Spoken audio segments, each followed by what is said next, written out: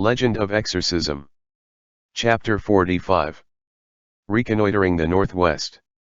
Days later, Li Jinglong, with Hung Jun in tow, headed northwest. As soon as they passed through the Jiao Pass, they saw that the lands to the northwest were extremely desolate. The military road had been buried under several snowstorms, and on the way from one county seat to the next, they would often see just a few caravans after traveling for a whole day. Once in a while, there would be the occasional farmer wandering outside, watching the two horses circle around the summit of the mountain in the distance, galloping away. But after arriving at a county seat, the city would be bustling with activity, as all its citizens were wintering in the city. The weather grew colder and colder, and Hung Jun was entirely unwilling to ride his own horse anymore. It was boring as well as tiring, and what was more troublesome was that he would ride for a whole day with his legs clasped around his saddle, and the skin on his inner thighs hurt a lot from that much friction. Are you going to ride your own horse at all anymore? Li Jinglong was at a total loss for what to do with Hung Jun. Hung Jun said, "It's too boring when I ride alone." "Don't draw turtles on my face while I'm sleeping then," Li Jinglong said, turning his head back. "You hear me?" Hung Jun was still laughing as Li Jinglong, carrying him behind, figured out the path and hurried along it, finally reaching the way station. "After resting here tonight, we may have to camp outdoors tomorrow, and the day after that we should arrive at Wubai," Li Jinglong said. Hung Jun said, "Zenshi, my legs hurt a little, the skin broke." Hung Jun leaned up against the wall for support, waddling slowly like a duck into the room. As soon as Li Jinglong saw this, he knew that Hung Jun was not someone who rode often. The skin of his thighs had been rubbed raw by the saddle. That night, as the cold winds whistled around the outside of the way station, the waiter came over and fed the fiery until it was extremely vigorous. The room was very warm, and the Carpio was sleeping. Hung Jun wore a white shirt and shorts as he held a cloth dipped in water, thinking of wiping his wounds. He lifted his head to look at Li Jinglong. He wanted to take off his pants, but that would be extremely awkward. However, Li Jinglong finished mixing the medicine and dabbed some onto a small square of gauze. He gestured for Hung Jun to scoot to the side of the bed, before pulling his legs over. Hung Jun hurried to say, "Zenshi, I can do it myself."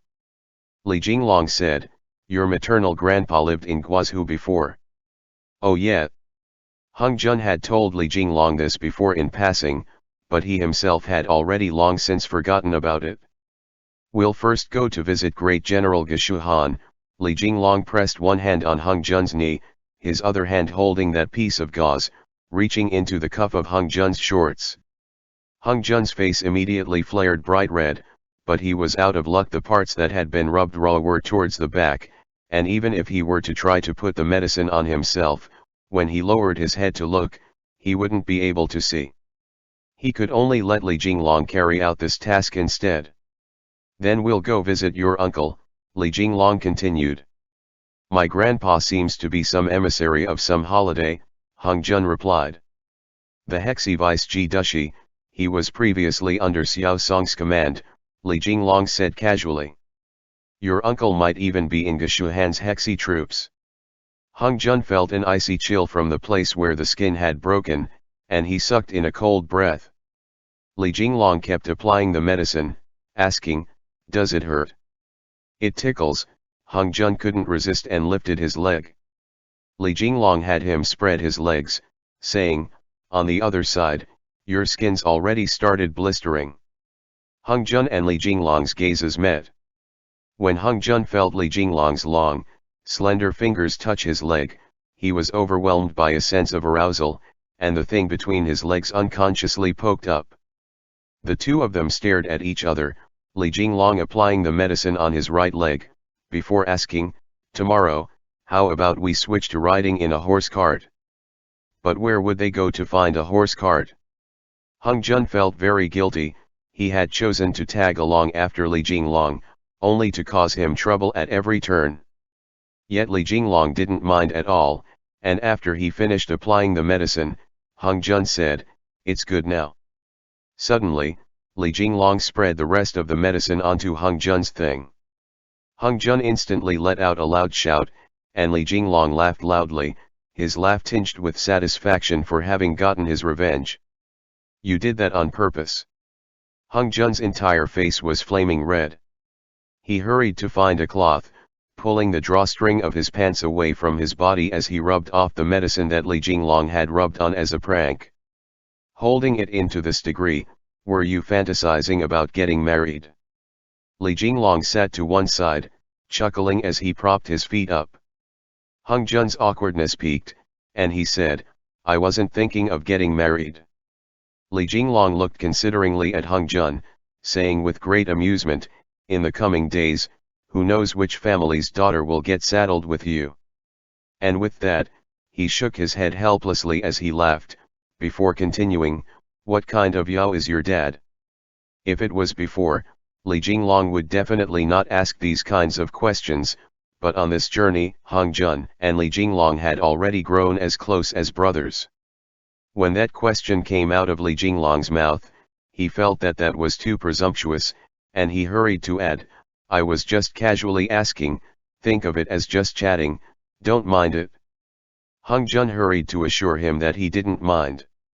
He then scooted to the inside of the bed, and Li Jinglong took this chance to sit down as well. The two of them sat, shoulder to shoulder, leaning up against the wall.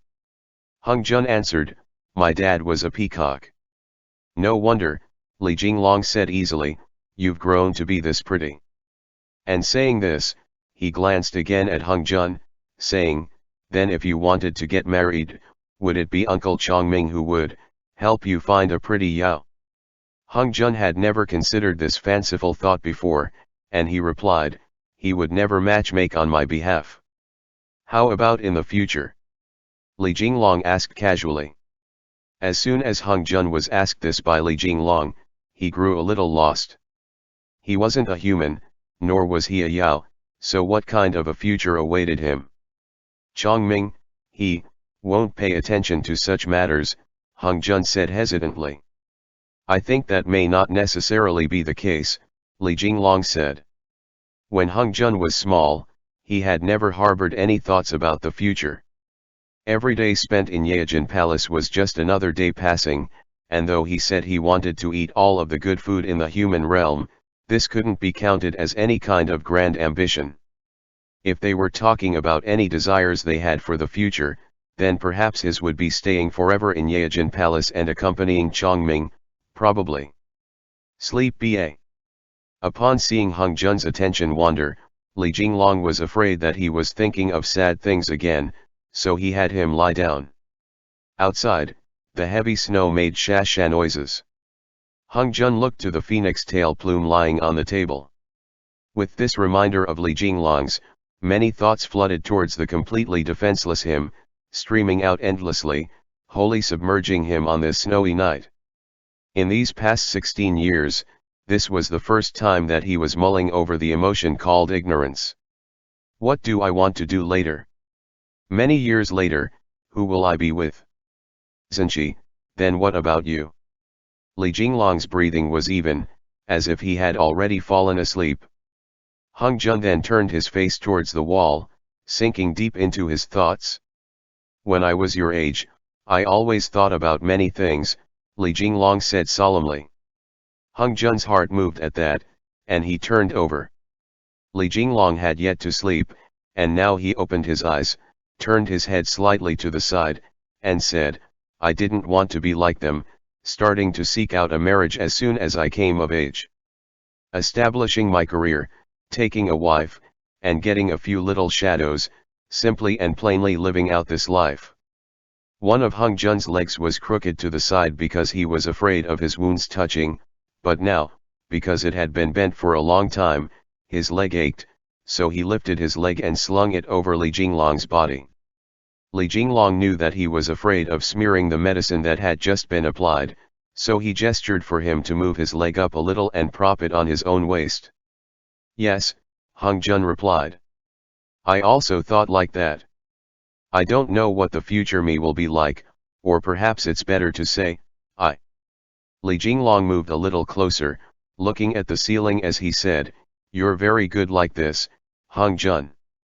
The first time I saw you." He unconsciously turned his head, looking into Hung Jun's eyes.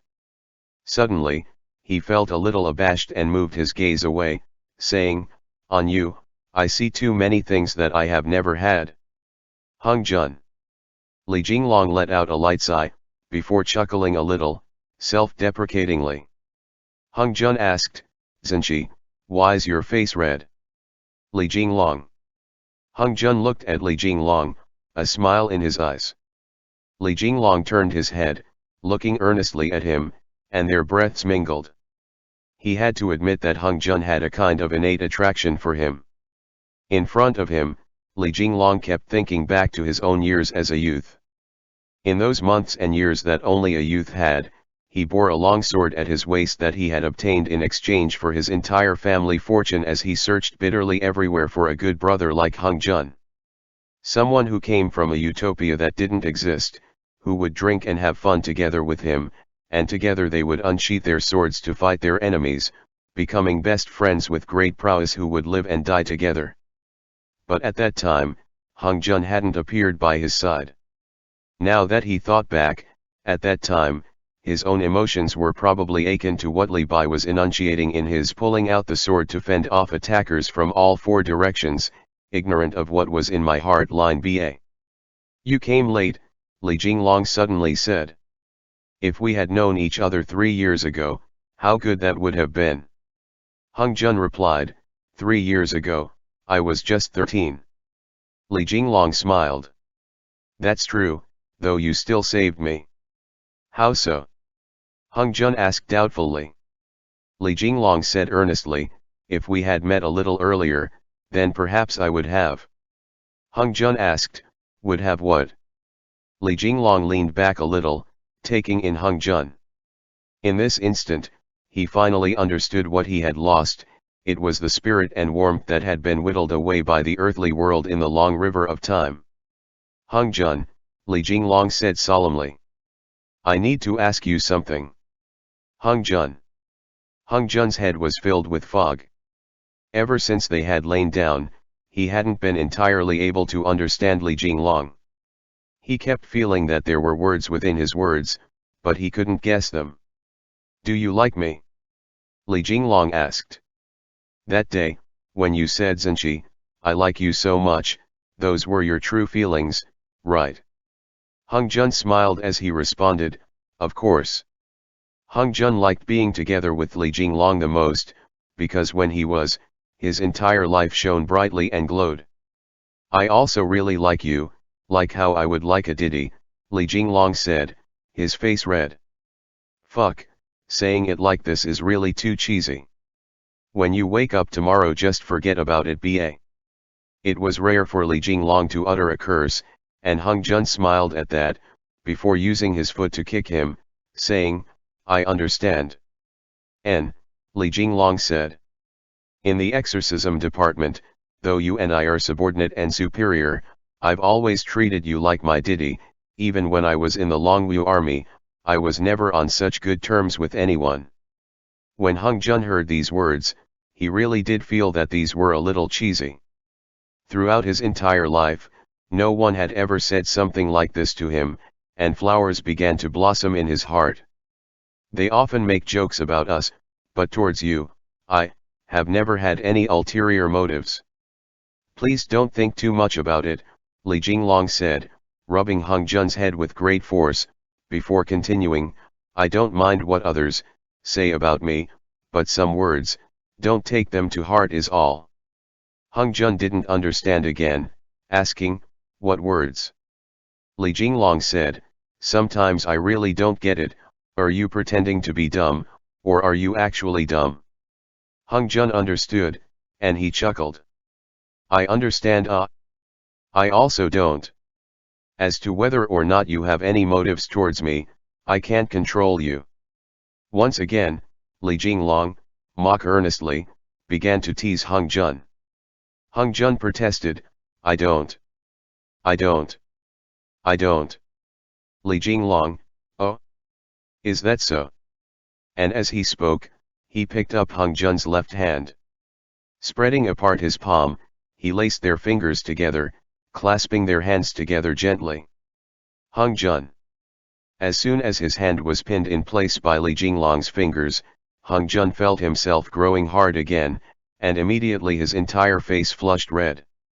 Last time, as they rode back to Chang'an, they had also been like this when he was teaching Li Jinglong to use the heart lamp. The faintest shadow of a smile appeared on Li Jinglong's face as he looked at Hung Jun before turning his gaze downwards. His meaning was clear. How about that? And you say that you have no ulterior motives? Hung Jun hurried to pull his hand back, his heart thumping furiously as he said, "Don't mess with me. I also treat you as family, and I even said I'd take you back to my home. I don't want to be apart from you, Zhenqi." Li Jinglong smiled.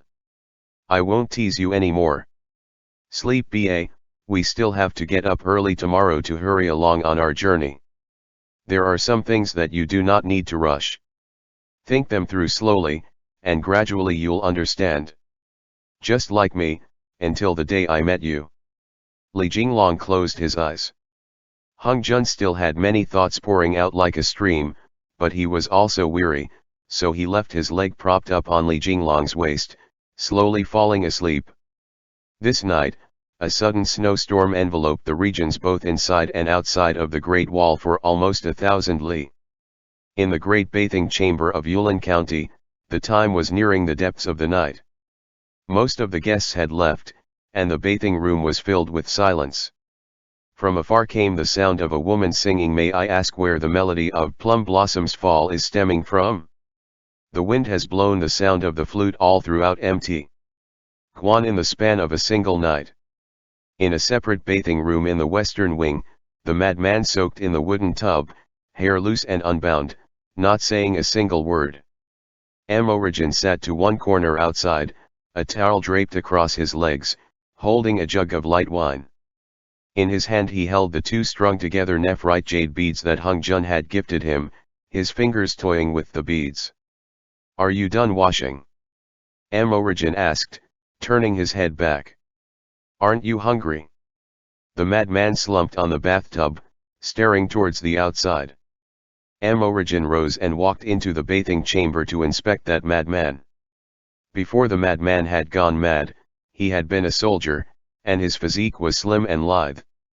After the dirt and dust had been washed off his face, he was actually extremely handsome. The madman was a 17 or 18-year-old youth, and he looked to be not much older than Hung Jun. He warily watched Amorigen, who let out a sigh, before he bent over and pulled out a letter from those dirty robes stained with blood. The letter was splattered with blood stains, and it was a letter requesting military aid that had been sent from Qinji County in Tianshui. The contents were blurred and unclear. All that could be seen was that the sender was the Qinji city guard Huang'an, who had sent out the messenger Lu Su to request for supporting troops from Wutai County. "Lu Su," Amorigen said. When the madman was suddenly called by name, a thread of confusion appeared in his gaze. Amorigen handed him a set of clean clothes, but Lu Su only stood there stark naked, looking Amorigen up and down. Amorigen watched him for a while before taking off his own cotton robe, letting him put it on. He then gestured for him to follow, leading him to the table, letting him eat some boiled lamb. Upon seeing that there was food on the table, Lu Su slowly approached. He reached out a hand, watching Amorigen at the same time, and Amorigen indicated that he should eat. He then picked up the lamb meat and put it into his mouth to chew. Amorigen only ate a little before he stopped, his brows furrowed deeply as he observed Lu Su. The collar of his bathrobe hung open, revealing a pale chest and collarbones. On those collarbones were blackened scars left by fire. Amorigen, Lu Su. Lu Su was very puzzled, lifting his eyes to look at Amorigen, saying, "Ah! Lu Su. N. Lu Su. Ah!" Amorigen began to chuckle. He wanted to ask him questions, but he was afraid of provoking unwanted shock, so he decided to wait until he was done eating first. Lu Su waited for a while, and upon seeing Amorigin not ask him anything else, he once again buried his head and began to take large bites, chewing loudly. Amorigin pondered deeply for a moment before pulling out a small knife, taking a piece of leather. He carved out an image on that leather, and as Lu Su ate and watched, his chewing motions gradually slowed. "Dear," Lu Su said. Amorigin's hand trembled faintly. "You've seen it?" Amorigin asked, trying to sound him out. He spread open his palm. In the center was a piece of carved leather in the shape of a male deer, its antlers spreading wide like it was some wild god of the forest. Lu Su's gaze traveled from that leather to Amorigin's eyes, and he nodded lightly. "Where?" Amorigin's voice turned odd, not quite like how it usually was. Lu Su was confused by that, and he shook his head, before lowering it, starting to eat the lamb again. In that moment, Amorigin felt as if he had collapsed, and for a while he didn't know what to say. "Where did you come from?" Amorigin asked, as if to himself. "The northwest. What did you see there?" He rose and went to the door of the bathing chamber, just wanting to let the cold wind clear up his thoughts a little. Northwestern Liangzhou must have had some emergency arise, so the city guard sent out this scout to seek assistance. On the way, he must have run into something unknown and been subjected to a great shock, so great as to shake loose his hanpo, and he escaped all the way here.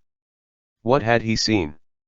Was it the white deer that Amorigin had been searching for his entire way here? Amorigin was wrapped in a cotton robe, wearing a set of wooden gi as he stood in the courtyard. After Lu Su had eaten his fill, he wiped his hands on his cotton robe before picking up that letter, quietly walking out of the courtyard and passing by behind Amorigin as he walked barefoot towards the wall. The icy wind was piercingly cold, and Amorigin's forehead was furrowed deeply as he held his hands behind his back, standing in the wind as he thought. He didn't hear Lu Su's footsteps at all. With quick steps, Lu Su ran towards the corner of the courtyard, swiftly speeding out from the back door. Amorigin had to send a letter to Chang'an as soon as possible to notify Li Jinglong. He would then let this young man lead the way, outside of the Great Wall or towards Yumen Pass in the northwest, it didn't matter. When Amorigin turned back to find Lu Su's letter, he suddenly saw that the hall was completely empty. Where'd he go? Amorigin let out an angered roar as he turned his head to take in his surroundings. When he saw a set of footsteps leading towards the back door, he immediately took off his wooden gi and rushed out rapidly in pursuit. End chapter. Legend of Exorcism. Chapter 46. Snowy night by the Great Wall. In the early morning, the dark clouds were dense and thick, but the snow had lessened somewhat. Within the way station, Hung Jun's entire body was wrapped around Li Jinglong, and he was soundly asleep, while Li Jinglong laid on his side, sleeping deeply, letting Hung Jun rest his head on his arm, hugging his shoulders. Hung Jun was snuggled in front of his chest, as if the lamp in Li Jinglong's heart meridian held a strange, innate attraction for him. The wind still sobbed as it gusted. Hung Jun woke and yawned, and in the instant that he opened his eyes, he stopped breathing. He lifted his eyes to look at the sleeping Li Jinglong, and he couldn't help the quickening of his breath. His entire body was coiled around Li Jinglong's, one arm hugging his waist, one leg even pressed up between his legs. His head was buried in his shoulder, listening to his heartbeat. What was even more of a problem was that Hung Jun, upon just waking up this early in the morning, was even hard. That thing was pressing against the crotch of his underwear, and some fluid had seeped out. On his leg, he felt that Li Jinglong had grown hard as well in his sleep. The warm nest of blankets, Li Jinglong's body temperature, the rise and fall of his chest, the nice scent wafting off him, all of this combined together to give Hung Jun a feeling of safety that he was no longer alone. This kind of feeling of safety caused his heart to stir, and suddenly he felt an emotion that seemed to be akin to affectionate attachment. Anyways, he's not yet awake. I'll hug him a little longer. Hung Jun really liked this kind of feeling. It was just like when he ate good food and a flower would blossom in his heart, or when he laid on a rock to bathe in the sunlight, and a warm wind blew by, and it was like the entire world was wrapping him in a warm embrace, that feeling of accompaniment that was everywhere around him. But Li Jinglong moved a little, waking up. Hung Jun could only loosen his grasp and carefully lie down on his back. Li Jinglong's face was set in an expression of annoyance upon waking, but when the first thing that he saw upon opening his eyes and turning his head was Hung Jun, he began to smile. How long have you been awake? Li Jinglong's arm was numb from pillowing Hung Jun's head, and he put a hand on his shoulder as he moved his shoulder. You seem to really like smiling lately, Hung Jun said. Li Jinglong seemed to come to a realization, and he put his smile away. He had Hung Jun get up a little faster, telling him to not always laze around and not get up. Today the wind and snow were as usual, except that the snowfall was a little lighter. After breakfast, none of the traveling merchants set off, seeing how the storm was. If they kept heading towards the northwest, it would probably only grow heavier, and the road would be even harder to travel. Li Jinglong stood outside of the door to the way station, his brows furrowed deeply as he observed the color of the sky. Hung Jun knew that he was anxious to set out, and he said, "The snow's a little less now, let's go ba. Will we be all right?" Li Jinglong asked Hung Jun. The wind's too strong in this kind of weather. Hung Jun reassured him that there was no issue, and after Li Jinglong hesitated for a moment, he finally decided that they would keep pushing forward. If you two want to get to Wuivai, the waiter of the way station came out to say, then keep your guards up, and don't wander off the path. The snow's piled pretty deep, and it's covered up the military road. If you do wander off the path, it's nothing but desolate wilderness out there, so you'll be in a bad situation then. Li Jinglong thought about it, and that seemed right. When they left Chang'an this time, they had brought along maps from 2 years ago. In that time, quite a few places had changed the course of their roads, and they had already taken the wrong path a few times along this journey, but thankfully they had always managed to find the correct destination in the end. However, with the snowstorm before them covering up the military path and the nearby fields, and without any traveling merchant caravans, it was very likely that they would wander into the wilderness and not be able to find the next location. You guys should head north, the waiter continued. Over there's a part of the Han Great Wall, which can block some of the wind, and you can follow the Great Wall to the gates outside of Wuivai, before heading south 60 li, and you'll be there. Li Jinglong gave his thanks, and he and Hung Jun mounted their horses, heading forth to find the Han Great Wall. The snowstorm had covered the path, making it difficult for their horses to travel. When they saw the Great Wall, Hung Jun couldn't resist letting out a noise of surprise.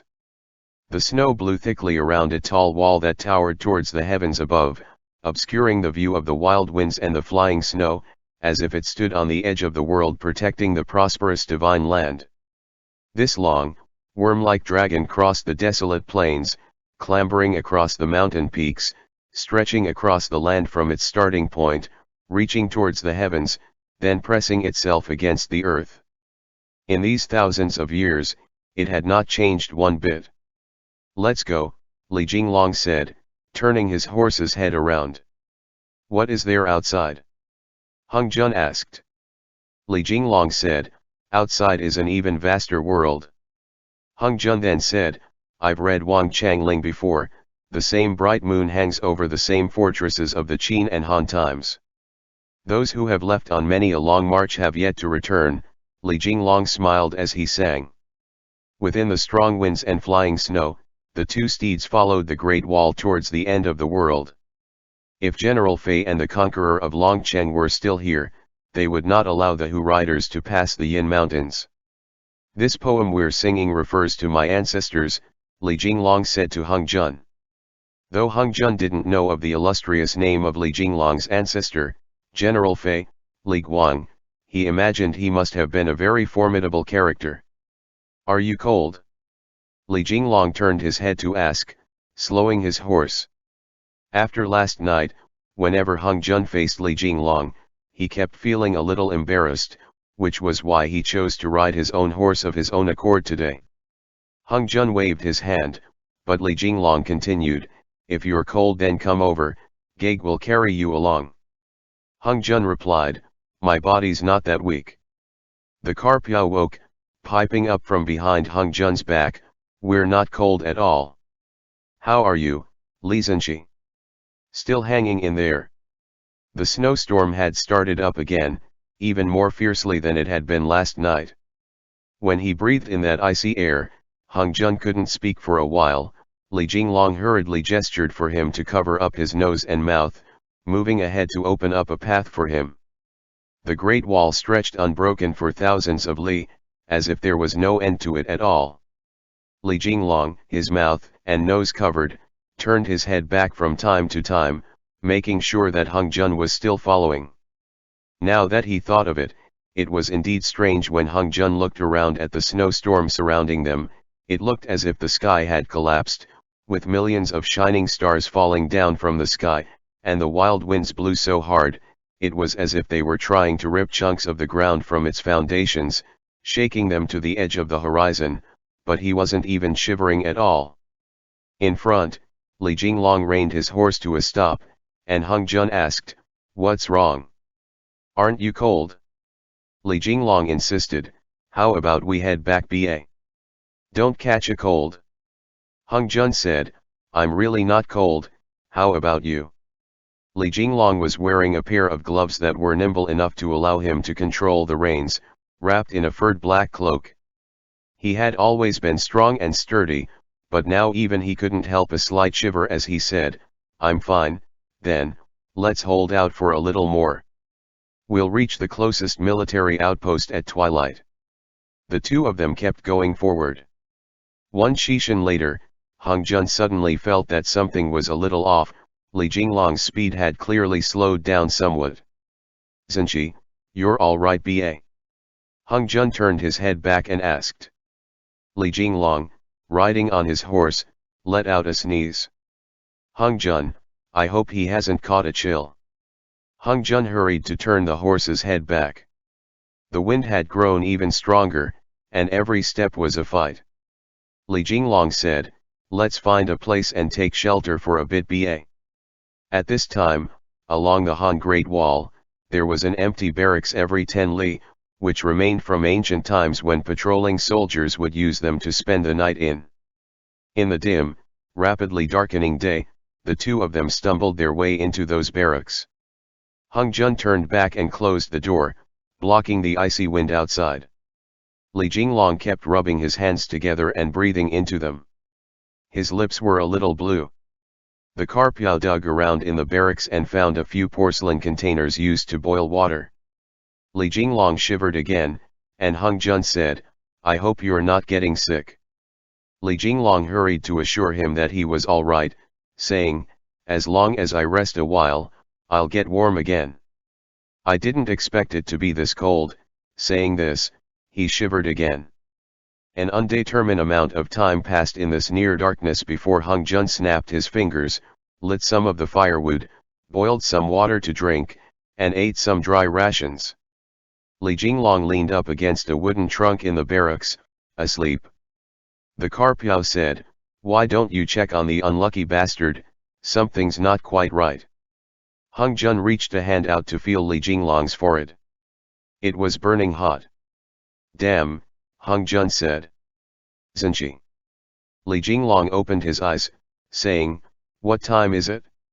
"Let's go ba, we still need to hurry on our journey." Li Jinglong tried to rise, but he had no strength. Hung Jun said, "You were chilled, make sure that you don't damage your lungs with the cold. Rest a little more, and we'll go after the snow stops. Let me make some medicine for you." Li Jinglong was extremely down.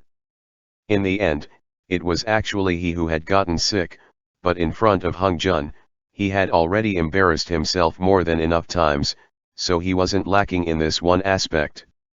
He could only say, "I also don't know why I'm sick now."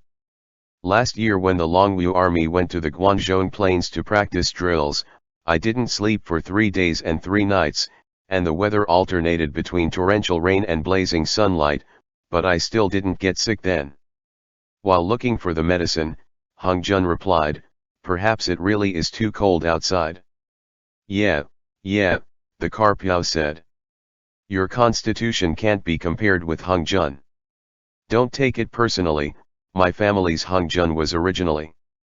Hung Jun hurried to indicate that the Carpiao not poke at Li Jinglong anymore. If it kept poking, it would poke a hole clear through. He found the cold prevention packet that he kept on him at all times, and inside was dry ginger, chehu, and similar medicines. He also pulled out a phoenix feather, and upon seeing that, he let out a yi. He said, I know why, it's probably because of this. The phoenix feather glowed with a faint light in this snowy, frozen overland. Previously, Hung Jun had been carrying it on him, so no wonder he didn't feel cold. Hung Jun placed the phoenix feather in Li Jinglong's embrace, before he went out to get some more firewood so that he could stew the medicine. Just as he took a step out, he shouted wildly, oh heavens! It's so cold ah! I said it was cold ba.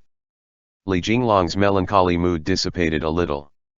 He continued, don't go outside, if I sweat it out for a bit then I'll be alright. Hung Jun indicated that he was alright.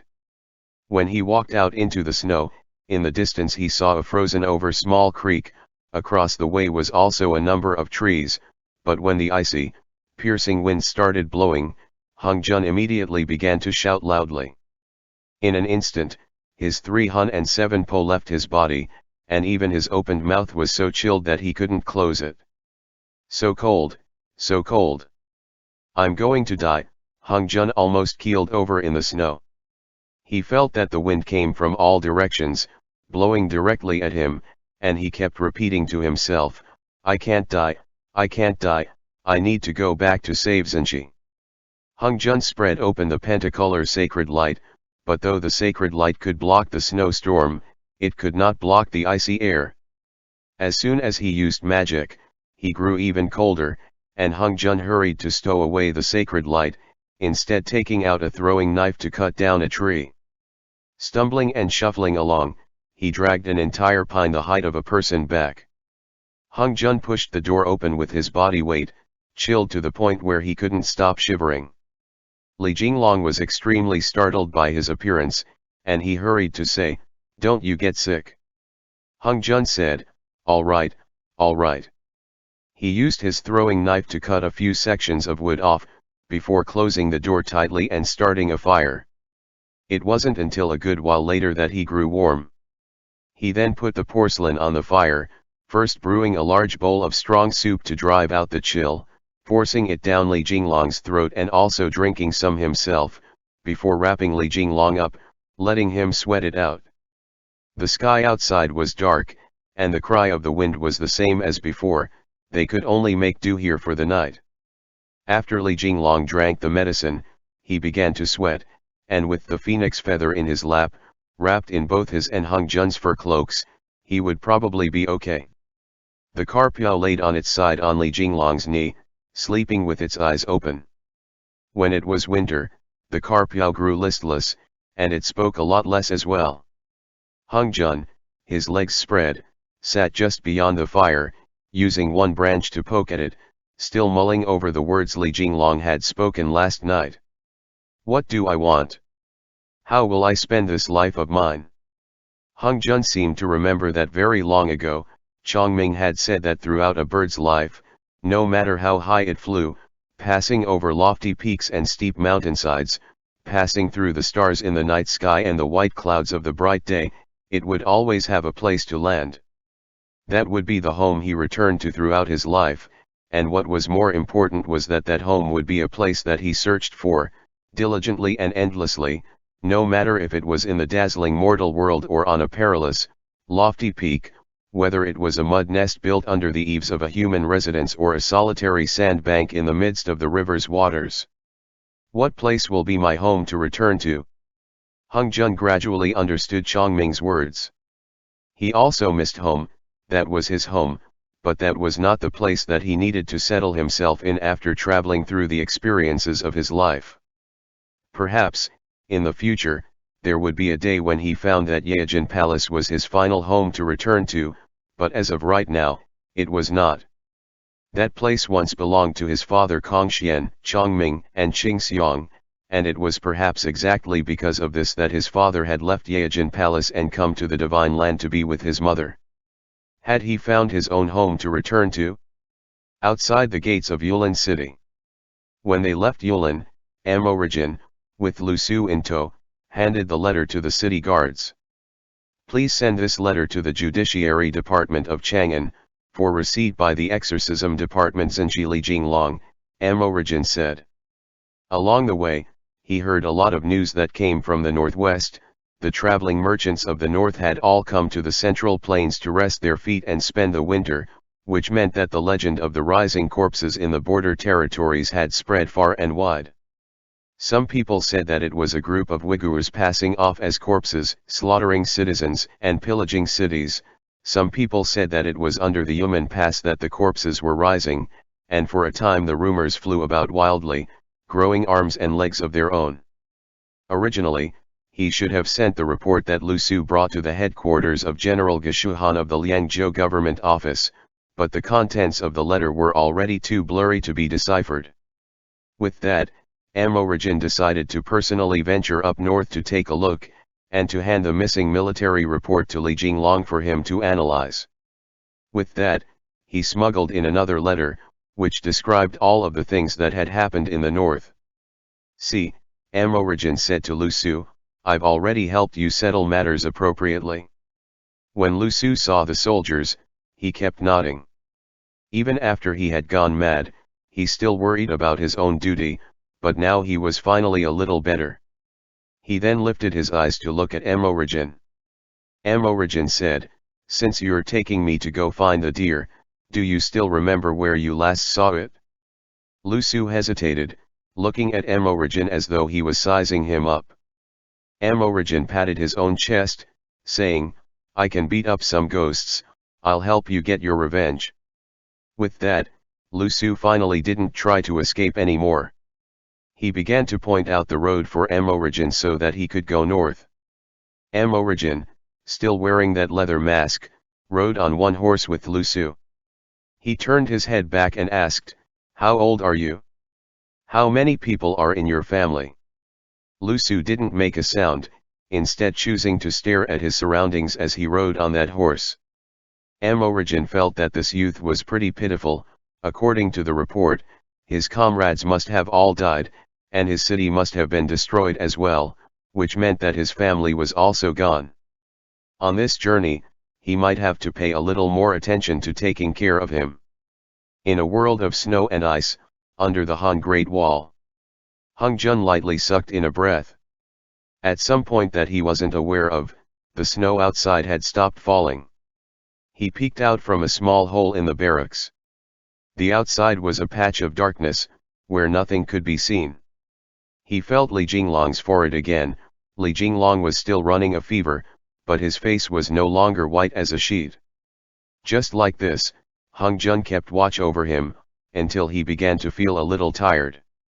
When he was preparing to lie down and make do for a night, he suddenly heard rustling from outside, accompanied by an uneasy whicker from the horses. Was there some animal that was too cold? Hung Jun was afraid that it was foxes or wolves, which would scare off the horses, but as long as it wasn't a ferocious beast, then letting it in for the night to draw some warmth was not a problem. He pushed the door open and went out. Outside, dense clouds covered the sky, and it was so dark that if he stretched his hands out, he wouldn't be able to see his fingers. Hung Jun used a torch to illuminate the area, seeing that the two uneasy horses were currently hiding in an area sheltered from the wind, resting. Hung Jun turned, pointing his torch towards the depths of the darkness. 10 paces away, he saw a flurry of footprints. There was someone there? There was someone there. Hung Jun hurried to ask, is anyone there? Across the snowy ground, from the bank of the creek came the sound of a twig snapping. Hung Jun took a few steps forward, waving his torch in front of him, which whooshed as it displaced the air. Behind him, the rustling sounds never ceased, and his steed once again let out a sound of unease. In the still night, there was no sound at all, and everything seemed extremely strange. There was nowhere the cold was absent from, and it curled into every crevice like mercury. Hung Jun went a little more forward, crossing over that little creek, when he began to sense that things weren't right. Under the light of the torch, his expression was wary. Just behind him, multiple black shadows appeared in the trees. Hung Jun turned, but just as he was about to go back, someone sprang violently towards him, slamming straight into his back. Instantly, Hung Jun pulled out his throwing knives, dropping to the ground in a roll. When he was rolling over the ground, he lifted a hand and loosed a throwing knife, sending it shooting straight into the armor on that black shadow, directly stabbing into the body. But that black shadow was not afraid of the throwing knife at all, and with a strange cry, it once again rushed at him. What was this? Hung Jun had yet to recollect himself when another strange being wearing armor pounced. Right after, from the tree above his head, another strange being wielding a weapon leapt down. Hung Jun used his torch to block, and the torch fell to the ground, where it instantly extinguished itself in the snow. With a weng, the pentacolor sacred light sprang open, blocking the oncoming weapons all around. Borrowing that glazed light that looked as if it was an illusion, Hung Jun suddenly saw the enemy clearly. Those were soldiers wearing sets of strange, unique armor. The soldiers' eyes were murky, and within their eyes, their pupils couldn't be seen as the weapons in their hands swung downwards towards Hung Jun. End chapter.